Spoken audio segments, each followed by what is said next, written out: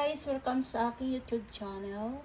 Ito nga pala yung aking gagawing pampalaman sa aking gagawing sticker rice.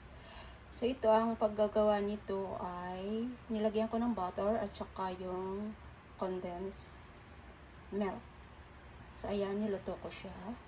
Tapos ito naman yung aking sticker rice or malagkit na bigas.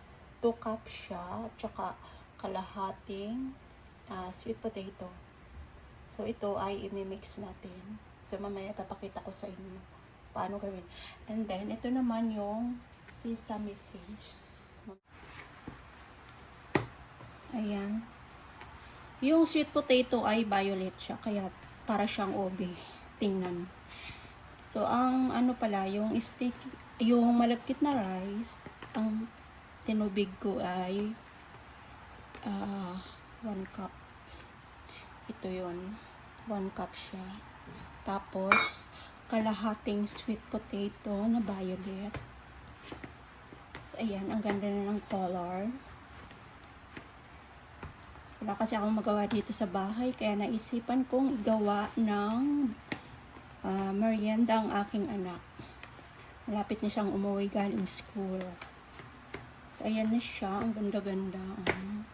Ayan na guys, pinagtabi-tabi ko na yung palaman at saka yung sticky rice kasi mamaya para hindi siya magkulang. Ayan, kakamayin ko na lang siya kasi hindi naman ito bibenta. So ganyan lang siya. Ayan. Tapos, yung pagbilog niya, pag ganon, para maganda yung kalalabasan. O diba bilog na bilog siya. Kailangan ganyan.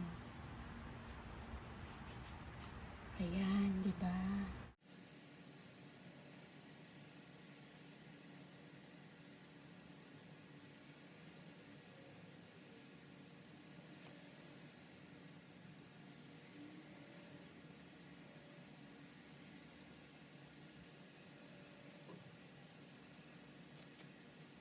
Ayan na guys, nabilog ko na siya. 22 pieces siya. Pero lalagyan ko pa siya nito. Ay ikot-ikotin natin dito. So, ganyan. Ayan.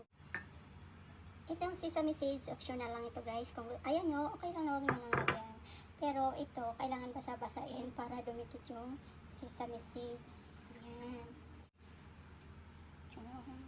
Tapos, ikot-ikotin natin ulit siya. Parang ganda. Ayan guys, lagyan ko na siya ng sesame seeds. So ngayon, ipiprito na natin siya. Ayan, mainit na. Ilagay na natin.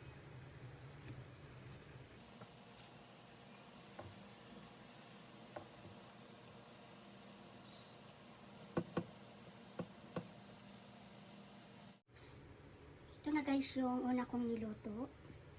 Ayan, kailangan alalay lang yung apoy. Para siyang maluto. Para siyang obi Ito na guys yung naluto ko. Nag-open. Sarap.